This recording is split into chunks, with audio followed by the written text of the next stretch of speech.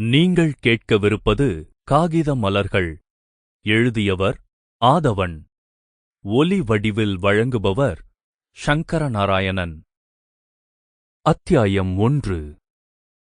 குளிர் தொடங்க வேண்டிய சமயமாகிவிட்ட போதிலும் அதன் சுவடே எதுவும் தென்படாமல் இந்த தடவை குளிரே வராதோ என்று சந்தேகப்படுகிற அளவுக்கு நவம்பர் பகல்கள் தொடர்ந்து உஷ்ணமாக, நவம்பர் மாலைகள் பனி இல்லாமல் துல்லியமாக, காற்றுமில்லாமல் புழுக்கமுமில்லாமல் மிகவும் பதவிசாக அல்லது அமுத்தலாக கழிந்து கொண்டிருந்தன. குளிருக்கு வர மறந்துவிட்டதோ, வர விருப்பமில்லையோ, அல்லது வழிதான் தவறிவிட்டதோ என்று தோன்றியது.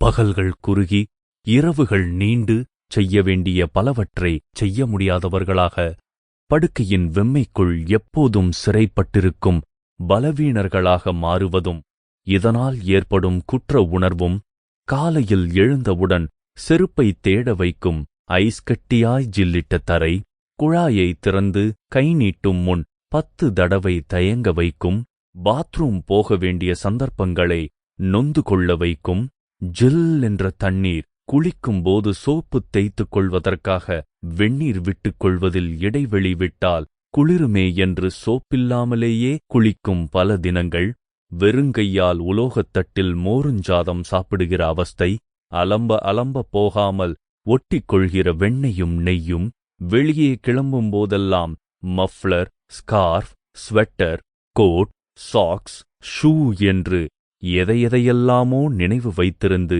தேடித் தேடி அணிகிற தொந்தரவும், ஒவ்வொரு ரகத்திலும் 1, 2 அல்லது 3 வைத்திருந்து இவற்றையே மீண்டும் மீண்டும் அணிகிற அலுப்பும், அழுக்காகாமல் பாதுகாக்கிற பொறுப்பும், கான்கிரீட் நடைபாதையிலோ கைப்பிடிச் சுவர்கள் மீதோ வெயில் காலத்தைப் போல ஹாயாக உட்கார முடியாத, இளைப்பாற முடியாத திடீர் பெரிய மனுஷித்தனமும் கட்டுப்பாடும், வெளியே இறங்கினால் கண்ணை கரிக்க வைக்கும் பனிப்புகையும், கன்னங்களையும் மூக்கையும் விரல்களையும் சில்லிட வைக்கிற, உதட்டை வெடிக்க வைக்கிற ஊதல் காற்றும், இவற்றையெல்லாம் நினைக்கிறபோது இந்த குளிர்ச்சனி வராமலிருந்தால் நல்லதுதானே என்று ஒரு பக்கம் ஆறுதலாகவும் இருந்தது.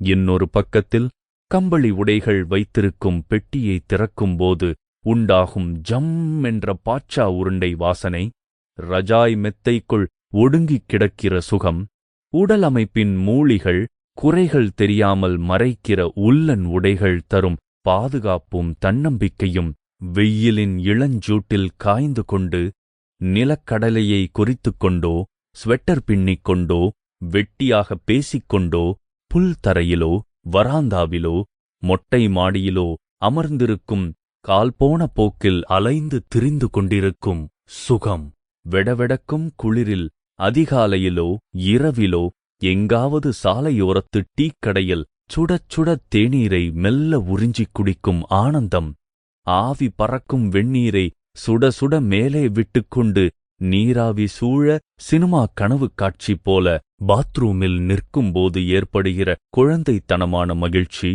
விடியற் காலையில் பனி படிந்த புல்தரை, மலர்கள், கண்ணாடி ஜன்னல்கள் இவற்றை பார்க்கும்போது ஏற்படும் பரிசுத்தமான உணர்வும், பிரியமான நேசமான கரங்களின் அணைப்பில் குளிருக்கு இதமாக ஆழப் புதைந்து கிடக்க வேண்டுமென்ற இனிய ஏக்கமும் தாபமும், பனிமூட்டத்தினிடையே வாயை திறக்கும்போதெல்லாம் உஷ்ணமான மூச்சுக்காற்று வெண்புகையாக வெளிப்படுதல், ஒரு புதிய விளையாட்டாகத் தோன்றி அல்லது ஏதோ புதிய கிரகத்தில் வினோதத் திறமைகள் பலங்கள் உள்ள ஜந்துக்களாக அவதரித்திருப்பது போன்ற அழகிய பிரமையை ஏற்படுத்தி புகை எழுப்ப வேண்டுமென்பதற்காகவே வாயை திறந்து பேசுகிற ஆர்வமும் கிளுகிளுப்பும், இவற்றையெல்லாம் நினைக்கும்போது ஐயோ, இந்த குளிர் எங்கேயாவது இந்த தடவை வராமல் இருந்து விடுமோ என்று ஏக்கமும் தான் உண்டாயிற்று. போன தடவை வைத்ததையெல்லாம் நிஜமாக எடுத்துக்கொண்டு விட்டதோ, அதனால்தான் வரவில்லையோ என்று தோன்றியது. ஆனால் இதெல்லாம் நேற்று வரை, முந்தாநாள் வரை, அல்லது அதற்கு ஓரிரு நாள் முன்பு வரை நிச்சயமாக சொல்ல முடியவில்லை. தூக்கம் எப்போது எப்படி வருகின்றதென்று Sample complete. Ready to continue?